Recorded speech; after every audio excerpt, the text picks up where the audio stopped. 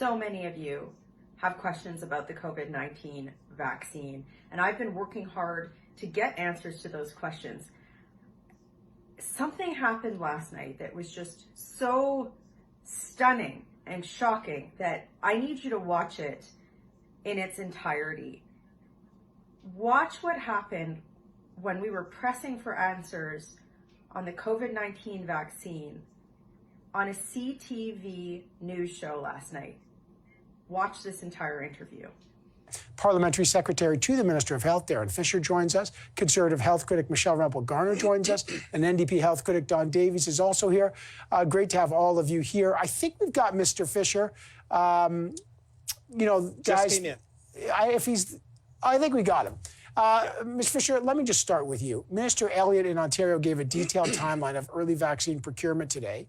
She said Ontario is expecting 1.6 million doses from Pfizer, 800,000 from Moderna. Why can't the federal government confirm those numbers? And if so, can you give us any more details? Well, we don't, first of all, thank you very much for having me. We don't have an approved vaccine yet. We do have lots of contracts with lots of potential vaccine manufacturers and developers. And things look very good. We are very optimistic that we will have something in the early part, hopefully early to mid part of 2021.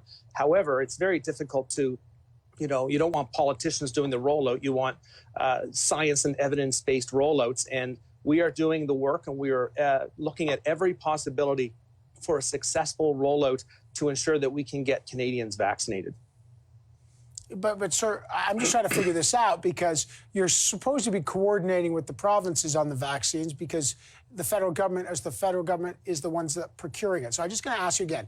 Ontario gave a detailed analysis, 4 million. We all know, and Christine Elliott was clear as well, this is subject to the approval from Health Canada. But once it's approved, once there's the green light, how can the province of Ontario give specific numbers and the federal government can't? Why is there a disconnect? Well, again, like the minister said this afternoon, we'll continue to work with the provinces, territories to ensure that they have what they need when they need it, as soon as it becomes available. And, we've worked with them well from the start. And that I don't see that relationship changing. I see that relationship growing. We'll take lots of advice from NACI and some of the science and evidence-based groups out there that would help us develop a rollout that will ensure, like I say, that Canadians get the vaccines that they need when they become available. And that rollout may be different depending on the vaccine that is approved first. I get it. So I'm going to press, before I go to the opposition, I just have to press one last time. Is Christine Elliott wrong then? Or is that what the federal government is saying? You don't stand by her numbers and we should not believe the health minister of Ontario?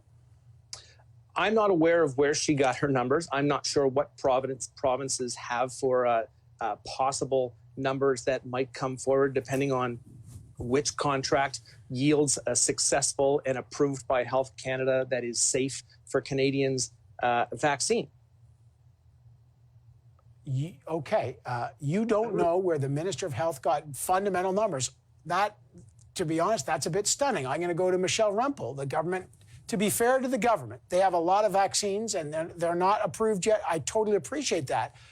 But there seems to be a wild disconnect between what Ontario is saying and what the federal government. What does that tell you, Michelle Rempel? Oh, this guy is paid to have this information for Canadians, and he can't give it to you on his show. And it just goes to show how behind the federal government has been in these issues. Let's talk about the influenza vaccine this year. The federal government did not procure enough doses for a basic vaccine that we get every year. In fact, Ontarians have not had full access to influenza vaccines. So now we're talking about a COVID vaccine that, as Minister Elliott mentioned, has distribution challenges. The federal government has a role to play in giving direction to their bureaucrats. That's the job of ministers. If we don't need them, then my colleague needs to say that he doesn't need a job. But their job is to give direction to bureaucrats and say, we need a plan. We need a plan to distribute these vaccines. And then they need to be transparent to Canadians about this so that epidemiologists, immunologists can validate whether or not it is viable. And that also we can have a discussion about the ethics of who gets the vaccine and in what order. This is information that should be available to the Canadian public well in advance. of any vaccine being distributed across the country so that we can educate Canadians about that and we can assure Canadians that there is a sound plan. This week, the federal government was all over the map on this. They wouldn't answer questions about a distribution plan.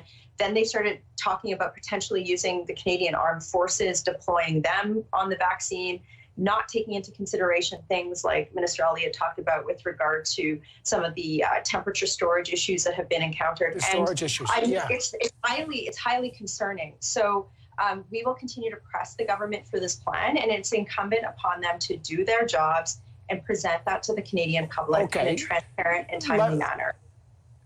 Let me go over to Don Davies. Don Davies, just two things. I'll go back to Mr. Fisher about if there's going to be a plan just on the transparency side. I know, listen, we all appreciate nothing's been approved yet. But, Mr. Davies, what do you make of the fact that Ontario seems to have a lot of details and the federal government saying we don't know where she got those details? Well, it's completely puzzling. And, you know, those were very specific numbers and manufacturers that the Ontario Health Minister was talking about today. She said 4 million doses from Pfizer, 2 million from Moderna. She even specified how many doses of those would go to Ontario and how many to the rest of the country. That didn't sound like she's making things up. So it leads to I think, a fundamental question about what's going on. Why are we in Parliament hearing from a provincial health minister what the national reception of COVID vaccines are going to be and in what numbers and how they'll be distributed? You know, I have to say that other than bland assurances and vague generalities, that's all I've heard from the Minister of Health and from this government for months and months and months. And look, there is no issue more important to Canadians right now, none, than a vaccine. It's what they are depending on to get their health back protected. It's what they're counting on to get our economy back to some sense of normalcy. And yet, as was pointed out, you know, we still haven't had a plan about where we're getting these vaccines, how they're going to be distributed, who's distributing them. I met with pharmacists on the weekend, and they've been telling me they've not been consulted by this government. And one would think that the pharmacies of this country would be key players in terms of inoculating the millions of Canadians that are going to happen when a vaccine comes. So I'm sorry, but Mr. Fisher's answers are not good enough. Well, let me go back to you, Mr. Fisher. Opposition, a bit surprised, or more than a bit surprised by the confusion. Just a straight answer. Will the federal government reveal a rollout plan, a distribution plan? When, how many, who gets it? All those fundamental things. How will it be distributed? When will that plan be rolled out? Because, again, according to Ontario, we're months away from this happening. Vaccine is accepted and approved by Health Canada and is seen as being safe and effective for Canadians, the rollout will be made public. That's too late. Well, so every what? Well, that's too late. I mean, why the delay? Why not just tell us the plan to roll it out? Yeah. So the plan is we're looking at every opportunity. We must make sure that we have every stone turned to ensure that we have the best possible access, the prioritizing. Everything has to be absolutely in place. But cliches aren't going to cut it. We need to have a plan, and it needs to be developed now. I mean, if Ontario is talking about rolling this out in January, it's a few short weeks away. We should be scrutinizing the details of this.